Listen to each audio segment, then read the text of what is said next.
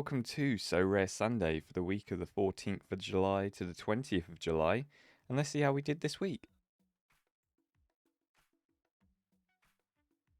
Okay, so going back to last weekend, we got 12 Essence for rewards, 10 limited and 2 rare. So we're actually getting some rare Essence finally, but it's going to take a lot of time for rare, I think.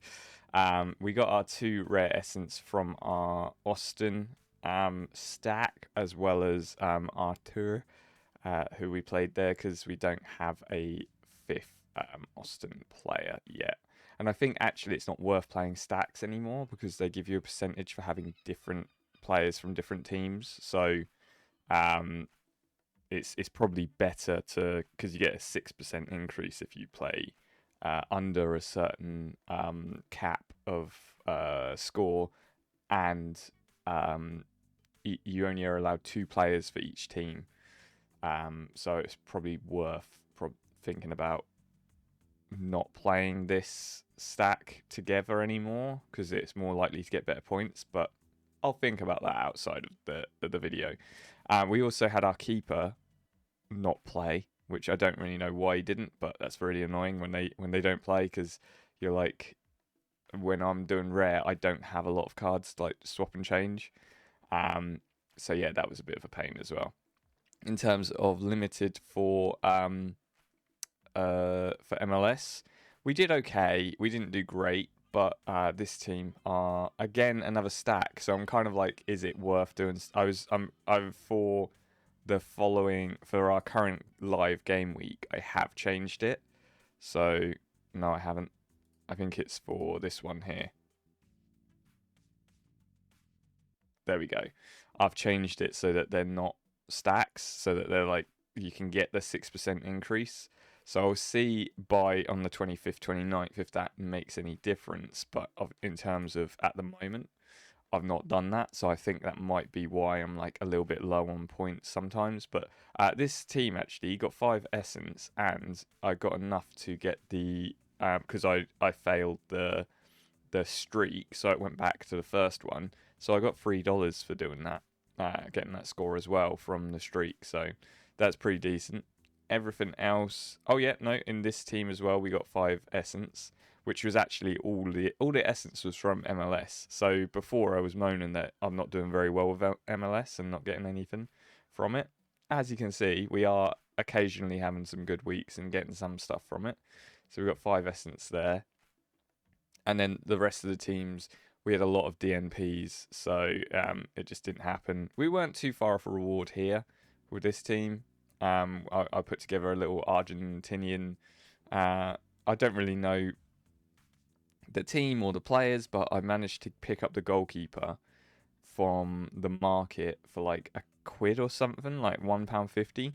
So then I was like, I might as well build a little bit of a team around him so that I can play an Argentinian league team if I ever need to. But a load of the players moved, so I got all the same team. Again, got a stack, and then Castillo and Morales moved team, so they still play sometimes, but maybe not as often. So I might need to rethink that. But that's my little team. I love the summer edition, like little colourful cards. They look really cool. But yeah, so that's what happened with that weekend. And then midweek, you'll notice that the rewards look very different. And that's because on the 15th, so literally at the beginning of this game week, they changed the essence to, they times whatever essence you had by 20. And then so I ended up getting 420 limited essence because of that. And I think it was 180 is just how much I had, how much I got at the end of it being times by 20. And now crafting is closed, and you'll have until, I think it's the 25th of July for it to be closed. And then when it reopens, it's going to be 1,000 essence to do a crafting pull, and it's now a random, I think 10 cards that you can pick from that are all face down, and you have a chance of getting like good ones and stuff like that. So it's an interesting change.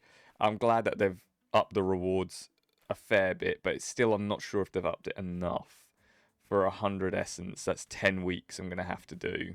I mean, obviously, hopefully I'll win more other weeks, but if this is like the very bare minimum, 10 weeks of having to try and like grind out to get to a craft is very different to what last season was, which I suppose maybe they were losing money or something from the crafting last season, so they wanted to make it a lot harder. But yeah, maybe a little bit too hard. I don't know. We'll see.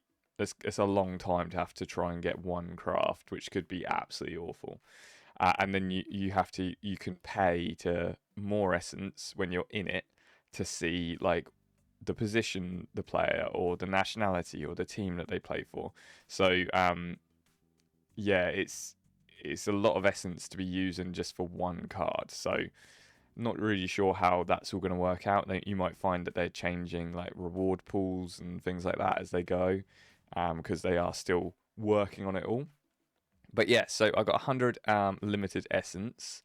That wasn't from any of these. That was actually from my Philadelphia stack. So the stack came in pretty good. I got 100 essence from there. And then nothing else from MLS. You can see we were close with this one, 14 points, and we were we were really close with this one, 2 points away from getting 40 rare essence. So yeah, the amount that you can get is definitely improved. But I don't think I'm ever getting more than like the 100 mark from my rares at least. So it might still be a bit of a struggle. And like you don't even get essence on the in seasons apart from that like first little level, and you get 100. So in season for me, I mean money, don't get me wrong, is great, but I'd love to get more essence. So it's not really worth it as much because I just want to bring in some more essence. I mean, I guess they're trying to push arena. So, and then the box, which I won, was from this team here, Larice and Almiron playing well. Everyone else playing okay, not great, but it was enough just to, we were only 5 points in to getting the box, but I'll take it, you know? But yeah, nothing else really happening in that game week. And that's how we went this week. It's going to be interesting to see how it goes because a lot of the European leagues are starting up again in the next like 2-3 weeks.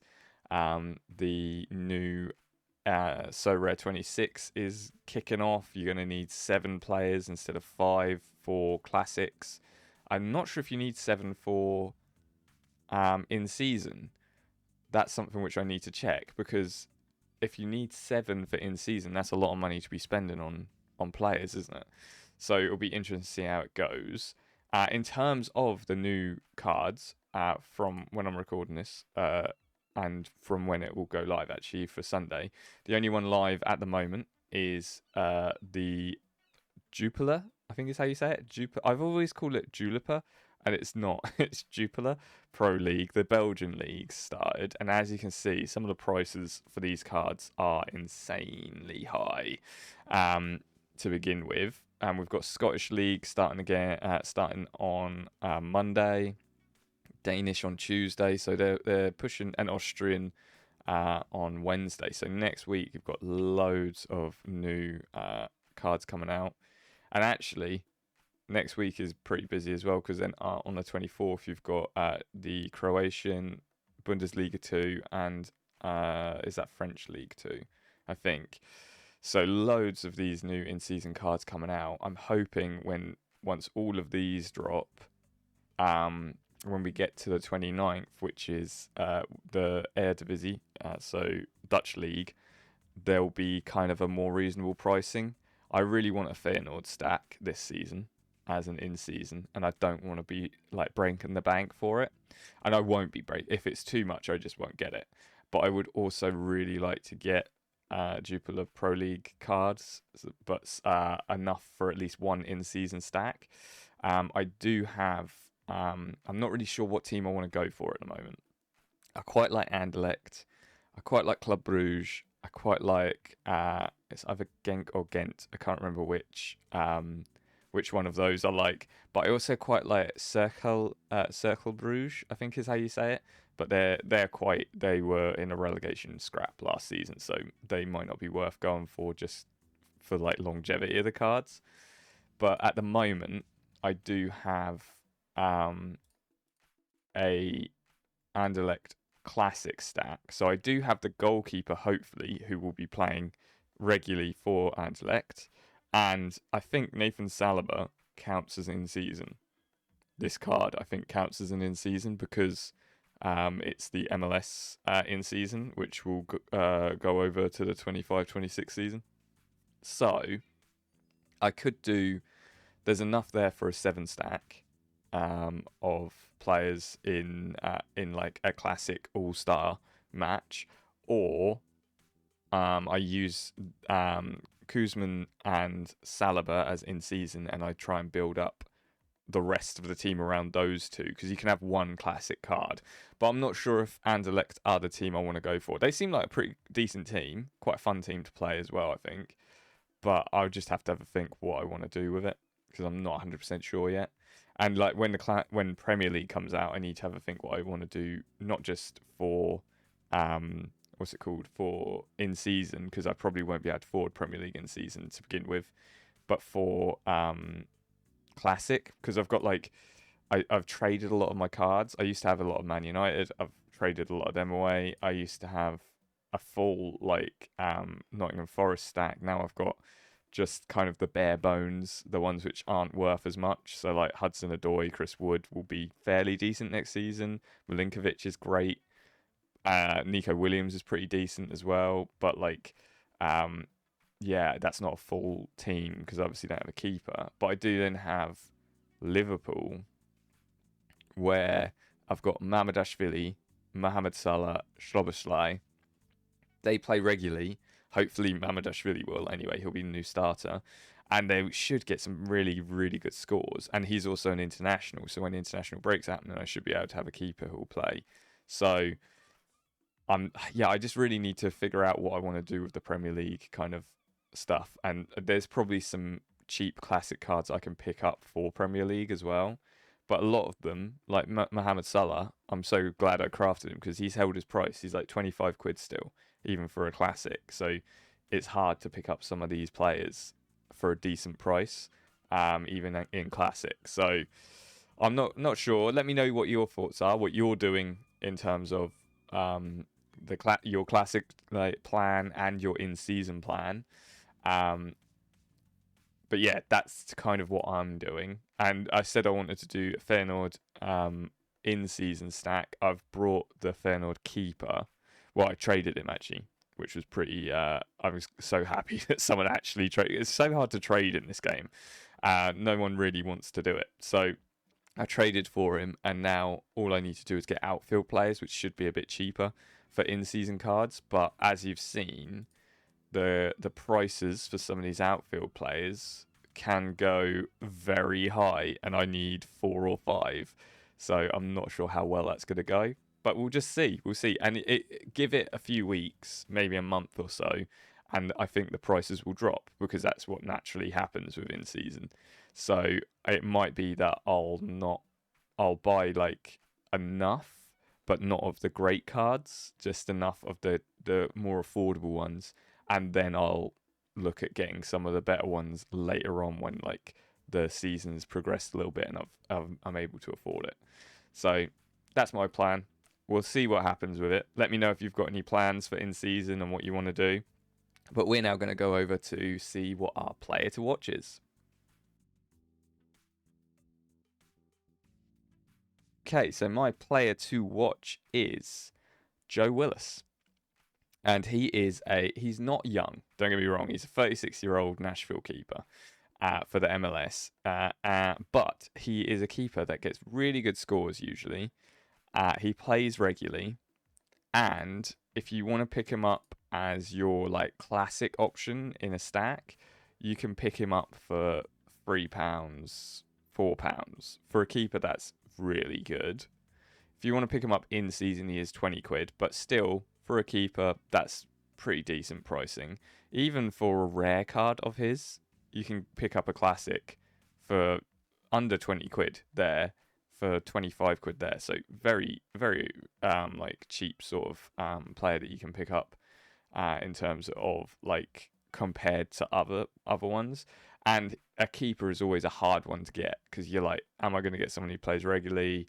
Am I going to get someone who is going to perform well for their team?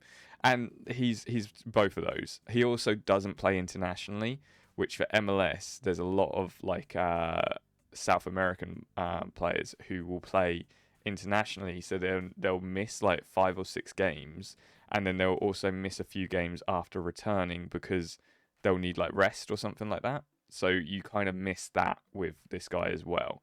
So he also just has like really good stats in terms of like high scores. If you can see, there's obviously the odd game which he won't play or he'll get poor result in, but on the whole he gets pretty good scores and he's fairly consistent over not just this season but previous seasons as well. So he's my player to watch. We're going to now go on to what's in the box. What's in the box? And we have another box to open. It's getting better with the All-Star. We're able to actually get boxes. And we are 12 days away from being able to open this loyalty box. I think we all know what it's going to be, don't we? It's going to be money off the, what's it called? Money off on the market. So it's not going to be anything too fantastical, but we're just going to open this one and see what we get. Okay, so they've upped the amounts of essence that you get. So 20, I'm guessing, is the lowest you can get, yeah. And you can get up to 400, which 400 would be amazing because you're like almost halfway towards a craft there. Just a little bit shy of like halfway, like 500, obviously halfway. But 20, I'll take. We're now at 540, and that's not too shabby. So we're going to leave it there. I mean, we can't craft because the essence crafting has been closed for now. And even when we can craft, we're less than 500 now. We're about 460 off getting a limited craft. So if we can, in the next week or two, get a fairly good run of games, we might be able to get enough essence, but I don't think we will in time. But we should, within the month, I think we should be able to get something, get a craft going so we can try out the new crafting system. But yeah, we're going to finish it there. Thank you for watching. Remember to like, comment, subscribe, and come back next week to see more Sorare. And also just let me know what you think of the changes that are all happening in Sorare. Let me know what you're planning to do going forward. Are you going to get involved in more classic competitions, even though there's less, you've got more teams you can enter and things like that? So is that going to be your focus, or are you going to look at buying some in-seasons? What leagues are you looking at getting? Because there's a lot, obviously, which are coming out in the next, 3 weeks. And I think it's going to be, unless you've got tons of cash, you're going to have to be very, picky about which league you want to go with and then, kind of focus in on it. So let me know what your ideas are. I've obviously given you a bit of a rundown of what I'm thinking, but I think that might change a little bit once I see the prices of other leagues that come out, see how the in-season cards land. Because I did have, ages ago, a Hibs last season. I had a Hibs team, and they played really well, and they actually got into Europe. So they're going to be in Europe this season, and I wouldn't mind picking up a Hibs stack, but they in Scottish League, I think they might be quite expensive now because Celtic and Rangers usually are the most expensive, but I think Hibs might not be far behind. So it's going to be interesting to see how that all goes down and how it all lands, because you can't really predict prices until it starts going live. I wouldn't have thought that the prices would be as high as they are for the Belgian league, but they are. So let me know what your thoughts are on that as well. And thank you for watching again, and I will see you when I see you.